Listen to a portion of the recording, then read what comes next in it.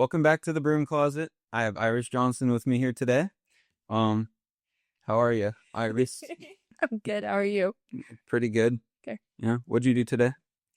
Class and meeting with Brett. That's good. How was class? It's good. That's good. Good stuff. All right. Honestly, let's get straight into it here. If you could have one thing come out of your belly button on command, this is serious. Think about it. Okay. What would it be and why? What kind of a question is That's a good question. this? Is a good question.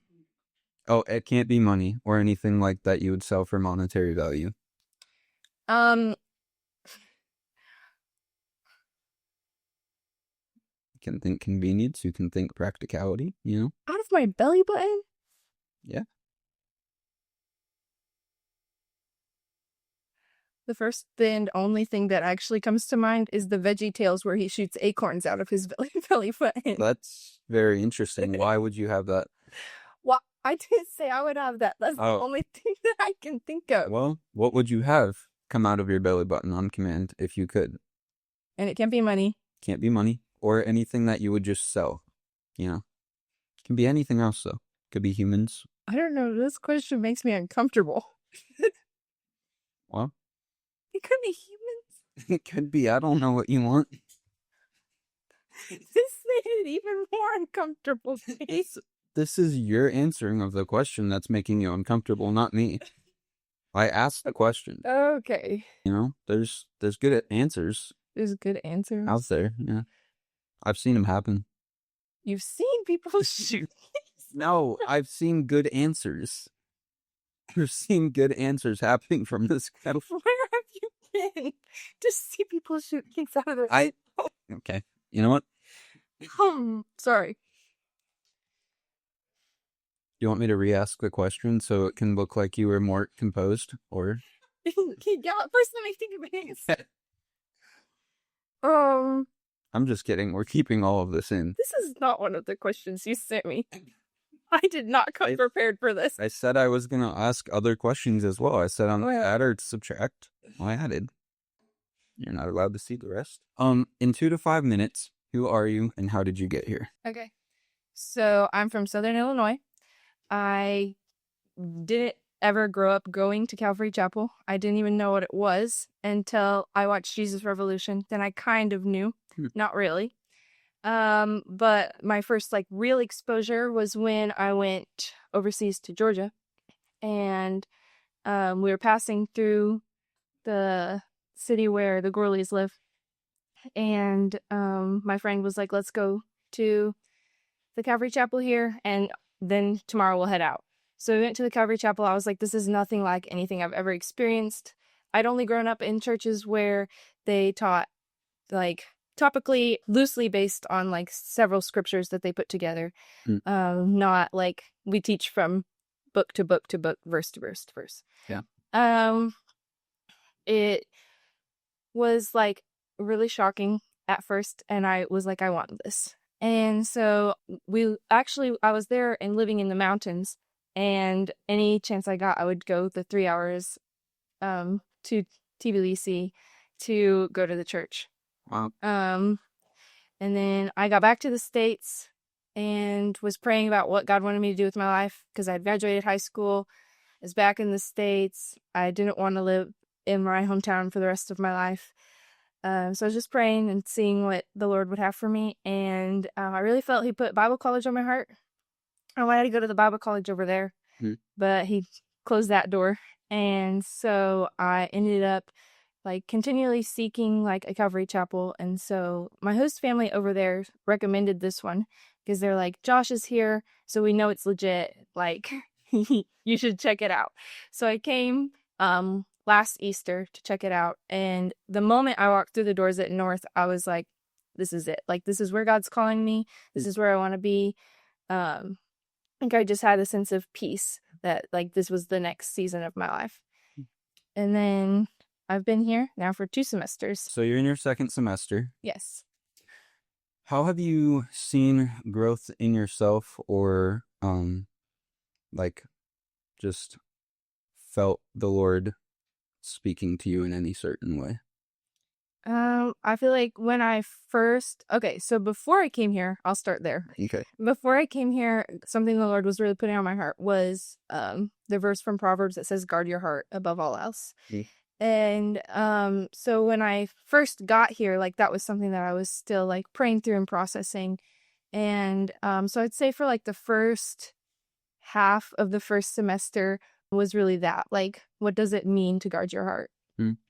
And just because like I grew up in a home where like there is a lot of like different Christian theology pieces that are like from different like doctrinal backgrounds that were like mixed together. And so like I was praying through and processing like which ones, like which pieces are part of my own faith, and which pieces like do I need to grow in, and then like which things do I also need to like guard my heart against.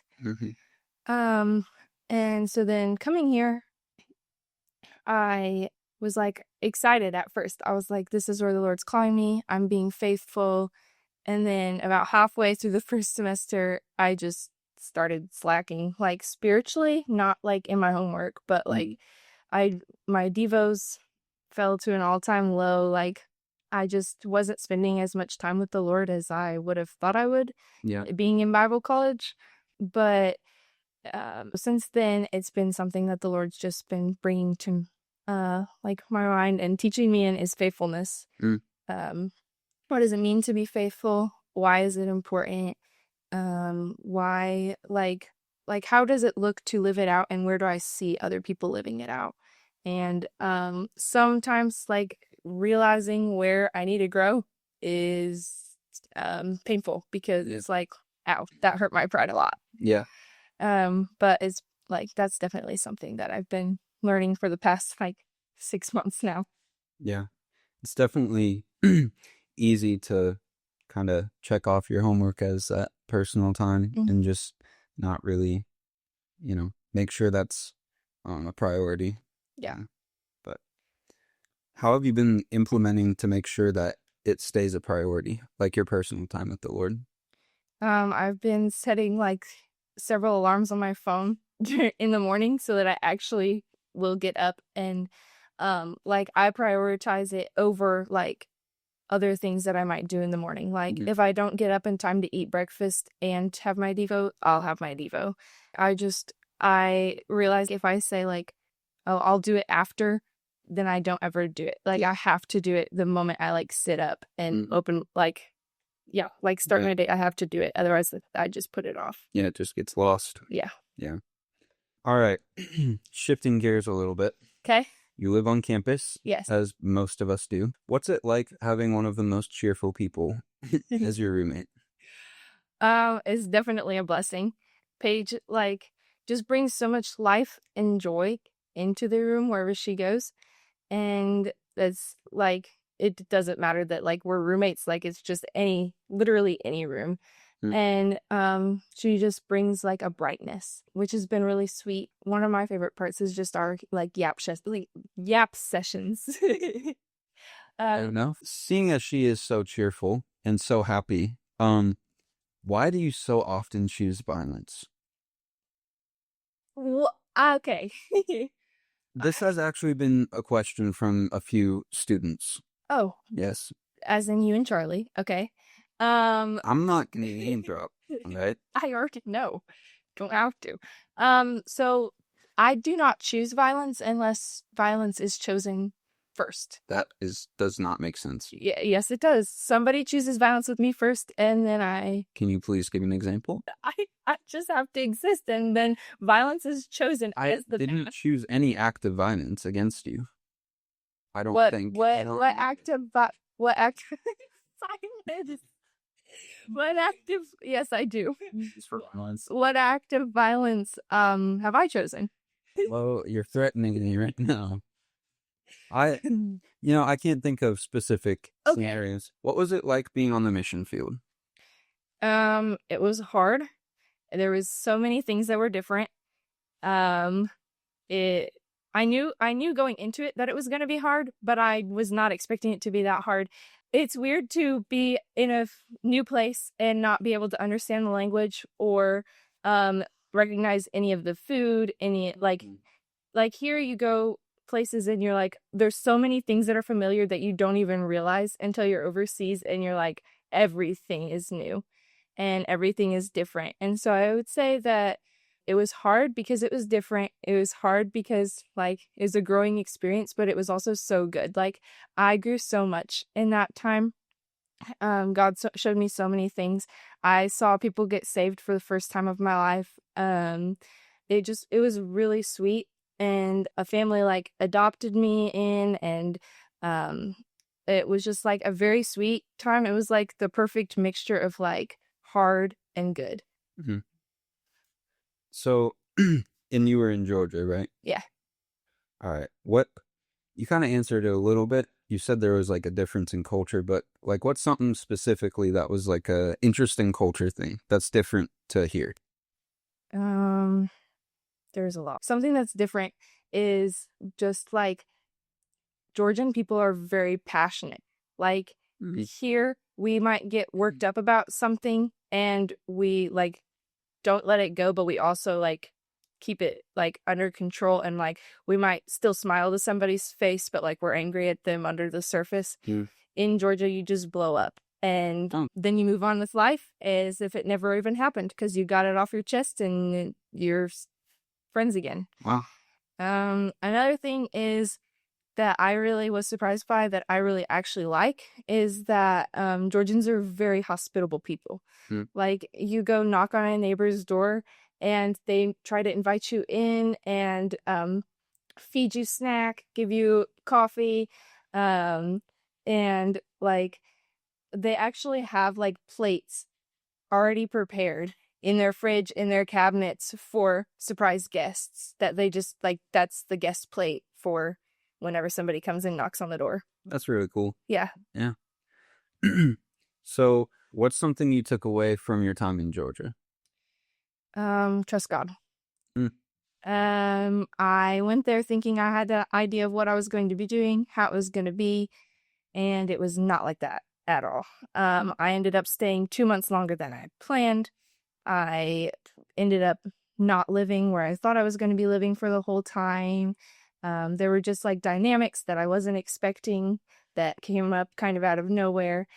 And so the thing that like God really taught me during that time was just trust him and lean on like his understanding and not mine. Speaking of missions trips, we are kind of gearing up to go on our practicum.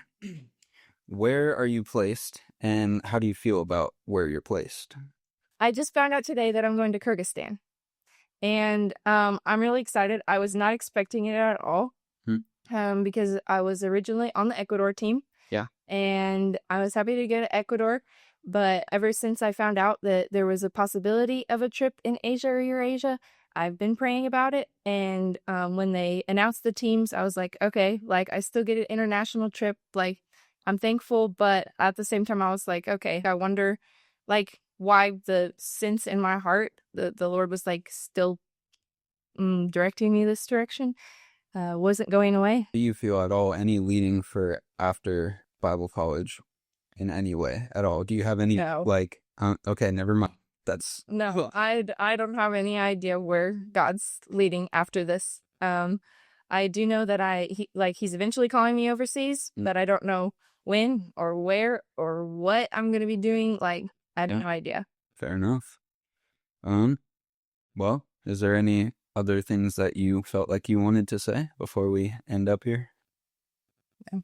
Okay, well, thank you guys for watching. This has been The Broom Closet with Iris, and we'll see you next time. Cut.